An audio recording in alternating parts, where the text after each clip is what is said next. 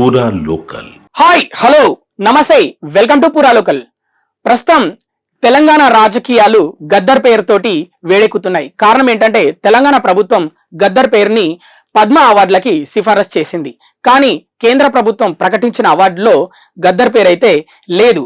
అప్పుడు తెలంగాణ రాష్ట్ర ప్రభుత్వం స్పందిస్తూ ఈ విషయం మీద ఒకప్పుడు ఈ భావజాలంతో ఉన్న వాళ్ళకి పద్మ అవార్డులు ఇవ్వలేదా, మరి ఇప్పుడు ఎందుకు ఇవ్వలేదు, కావాలనే మీరు ఇవ్వలేదు, తెలంగాణకి అన్యాయం చేస్తుంది ఎన్డీఏ ప్రభుత్వం, ముఖ్యంగా బీజేపీ కావాలనే అన్యాయం చేస్తుంది తెలంగాణ రాష్ట్రానికి అని కాంగ్రెస్ ప్రభుత్వం ఆరోపిస్తే కేంద్ర మంత్రి బండి సంజయ్ కౌంటర్ ఇస్తూ, విలేకరు అడిగిన ప్రశ్నకి కౌంటర్ ఇస్తూ, మేము ఇవ్వము, ఎవరికి భయపడాల్సిన అవసరం లేదు, వాళ్ళ భావజాలం వేరు, అందుకే మేము ఇవ్వట్లేదు, ఏం చేసుకుంటారో చేసుకోండి అని అటు కేంద్ర మంత్రి బండి సంజయ్ అయితే చెప్పడం జరిగింది. మరి ఇది ఒక పెద్ద వివాదంగా మారి అటు రెండు నేషనల్ పార్టీలు, అటు కాంగ్రెస్ ఇటు బీజేపీ పరస్పరం విమర్శలు అయితే చేసుకుంటున్నాయి. రాజకీయం అయితే హీట్ ఎక్కింది.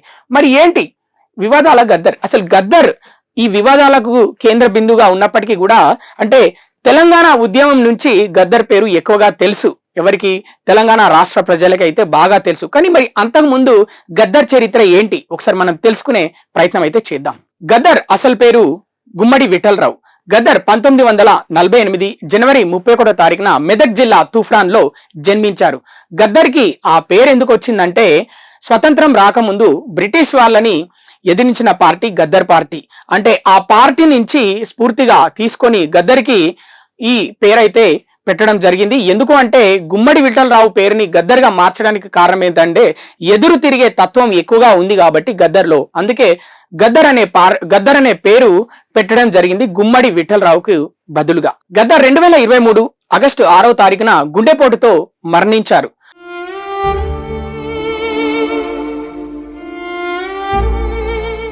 ఆయన మరణించినప్పటికీ కూడా ఇప్పుడు గద్దర్ పేరుతోటి చాలా వివాదాలు అయితే జరుగుతున్నాయి. అసలు ఏంటంటే గద్దర్ దేనికి పనిచేశారు అంటే సిపిఐఎంఎల్ పీపుల్స్ వార్లో ఎక్కువగా పనిచేశారు గద్దర్. దాని అనుబంధ సంఘాలైన రైతు కూలీ సంఘం, అలాగే జననాట్య మండలి, ముఖ్యంగా ఆర్ఎస్యు, వీటి కోసం బాగా పనిచేశారు గద్దర్. జననాట్య మండలి ద్వారా గద్దర్ పాటలు పాడుతూ నృత్యాలు చేస్తూ ఎంతో మంది యువకులని అడవి బాట పట్టేలా చేశాయి ఆయన పాటలు, నృత్యాలని చాలా మంది రాజకీయ విశ్లేషకులు, రాజకీయ పండితులు, ముఖ్యంగా పోరాటాలు చేసిన వారైతే చెప్తుంటారు. ఆయన పాటలు పాడుతుంటే ఇప్పుడైతే గూస్ బంప్స్ అంటారు, కానీ ఇంగ్లీష్ లో అప్పుడైతే రోమాలు నిక్కబొడుచుకునేటివి. ఆయన మాటలు వింటే, ముఖ్యంగా ఆయన గొంతు వింటే, ఆయన పాట పాడుతుంటే ఒక ఊపు ఉండేది దాంట్లో. అవి విని చాలా మంది యువతలో యువకులు, కొంతమంది యువతులు కూడా అడవి బాట పట్టి తుపాకులు పట్టేలా చేశాయని చాలా మంది అయితే చెప్తుంటారు. ఇక ముఖ్యంగా చెప్పుకోవాల్సింది ఆర్ఎస్యు, రాడికల్ స్టూడెంట్ యూనియన్. 1980వ దశకంలో ఆర్ఎస్యుకు అలాగే ఏబీవీపీకి అస్సలు పడేది కాదని చాలా మంది చెప్తుంటారు. ఎందుకంటే వాళ్ళ భావజాలం వేరు, వీళ్ళ భావజాలం వేరని. ముఖ్యంగా ఎక్కువగా ఘర్షణలు జరిగేటి 1980వ దశకంలో. ఇద్దరు అంటే వీరిని చంపేవారు, వీళ్ళు కూడా వీరిపైన దాడి చేసేవారు, చంపేవారని అయితే చాలా మంది చెప్తుంటారు. ఇలా జననాట్య మండలికి, రైతు కూలీ సంఘంకి, రాడికల్ స్టూడెంట్ యూనియన్ కి గద్దర్ చాలా క్రియాశీలకంగా పనిచేసేవాడని చాలా మంది అయితే చెప్తుంటారు.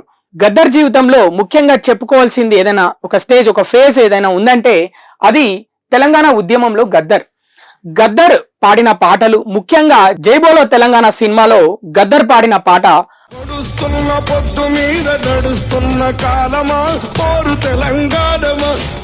తెలంగాణమా కోట్లాది ప్రాణమా, పొడుస్తున్న పొద్దు మీద నడుస్తున్న గానమా పోరు తెలంగాణమా పాట అయితే అప్పుడు తెలంగాణ ప్రజల్లో ఒక మేల్కొల్పు కలిగించింది అని, ముఖ్యంగా అందరిలో తెలంగాణ ఉద్యమ స్ఫూర్తి నింపిందని చాలా మంది అంటుంటారు. ఆయన పాడిన పాట వల్ల ఎంతమందిలో స్ఫూర్తి కలిగిందో, అలాగే రాజకీయంగా ఆయనకు చాలా మంది శత్రువులు కూడా కలిగారని చాలా మంది చెప్తుంటారు. ముఖ్యంగా గద్దర్ గురించి చాలా మందికి ఎక్కువగా తెలిసింది తెలంగాణ ఉద్యమంలోనే అని చాలా మంది అయితే అంటుంటారు.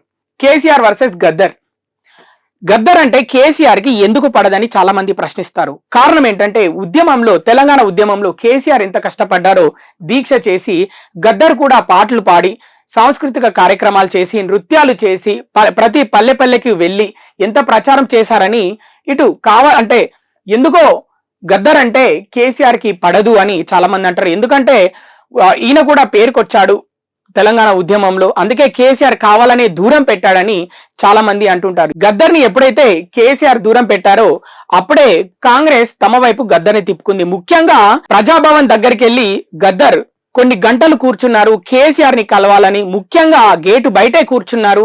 ఆ వీడియోను కూడా చాలా మంది చూశారు. సో దానిని ఆ విషయాన్ని కూడా అస్త్రంగా వాడుకుంది కాంగ్రెస్ అని చాలా మంది అంటారు అసెంబ్లీ ఎన్నికల్లో. ఇక అసలైన పాయింట్, ముఖ్యమైన పాయింట్, ఇప్పుడు జరుగుతున్న ఈ వివాదాలకి ముఖ్యంగా నేషనల్ పార్టీ అయిన బీజేపీ, కాంగ్రెస్ పరస్పర విమర్శలు చేసుకోవడానికి అసలైన కారణం ఇప్పుడు ఏంటంటే గద్దర్ వర్సెస్ బీజేపీ. ముఖ్యంగా బండి సంజయ్ గద్దర్ పైన చేసిన వ్యాఖ్యలతోటి మొత్తం రాజకీయాలన్నీ హీట్ ఎక్కాయి. ఎందుకు అంటే మా బీజేపీ కార్యకర్తల్ని గద్దర్ చంపాడు, ఆయన భావజాలం వేరు, ఆయన విధి విధానం వేరు, పద్మ అవార్డుకి ఆయన అర్హుడే కాదని ఓపెన్ గా మీడియా ముందు కేంద్ర మంత్రి బండి సంజయ్ అయితే చెప్పడం జరిగింది. మేమెవ్వరికి భయపడాల్సిన అవసరం లేదు, అర్హులైన వారికే పద్మ అవార్డులు ఇచ్చాము, మీరు ఏదైనా చేసుకోండి అని ఆయన చెప్పడము నిరసనలు. కొంతమంది అయితే కాంగ్రెస్ శ్రేణులు బండి సంజయ్ దిష్టి బొమ్మలు కూడా దగ్ధం చేస్తున్నారు. అటు బీజేపీ కూడా వెనక్కి తగ్గకుండా మేము ఇవ్వందే కరెక్ట్ అయింది, ఎందుకంటే ఆయన చాలా మంది బీజేపీ కార్యకర్తలను చంపారు, ఆయన వల్ల చాలా మంది యువతుల జీవితాలు నాశనం అయ్యాయి అడవి బాట పట్టి. మేము జై బోలో భారత్ మాతాకి జై, భారత్ మాతాకి జై అనే నినాదంతో మేము నడిస్తే ఆయన గన్నులతోటి మనుషులను చంపే విధానంతో ఆయన ముందుకు నడిచారు అని ఇటు బండి సంజయ్ అయితే క్లియర్ గా చెప్పడం జరిగింది.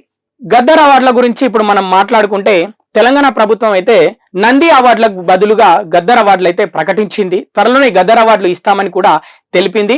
మరి జనవరి 31వ తారీఖున ఆయన జయంతి కాబట్టి మరి గద్దర్ అవార్డులు ఎప్పుడు ఇస్తారో మరి ప్రకటించనుందా అని ప్రభుత్వం అనేది చాలా మంది ఎదురు చూస్తున్నారు, ప్రభుత్వం ప్రకటిస్తుందేమో అని.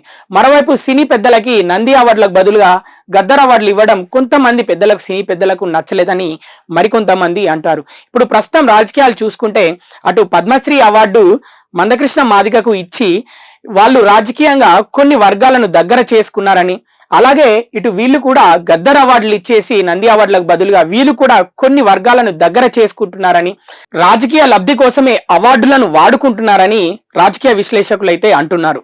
ఏది ఏమైతేనేం గద్దర్ ఉన్నప్పుడు వివాదాలే, గద్దర్ చనిపోయినప్పుడు వివాదాలే. ఎందుకు అంటే ఆయన చనిపోయినప్పటికీ ఆయన పేరు మీద 2 నేషనల్ పార్టీలు కొట్టుకుంటున్నాయి, రాష్ట్రంలో రాజకీయాలు వేడెక్కుతున్నాయి. ముఖ్యంగా చాలా పనులు పక్కన పెట్టి ఇప్పుడు గద్దర్ గురించే మాట్లాడుకుంటున్నారు. కావాలని ఏంటంటే అటు గద్దర్కి అవార్డు రాకపోవడం, పద్మ అవార్డు రాకపోవడం తెలంగాణకు అన్యాయం జరిగిందని వాళ్ళు, ఆయన భావజాలం వేరు, ఆయన మావాళ్ళని చాలా మందిని చంపాడని ఇటు వీళ్ళు. మరి రానున్న రోజుల్లో ఈ విషయంపై ఇంకెన్ని పరిణామాలు జరగబోతున్నాయని చాలా మంది రాజకీయ విశ్లేషకులు, పండితులు ఆసక్తిగా చూస్తున్నారు. ఇవి ఇప్పటివరకు ఉన్న అప్డేట్స్. మరిన్ని అప్డేట్స్ కోసం చూస్తూనే ఉండండి పురాలోకల్, your choice for local voice.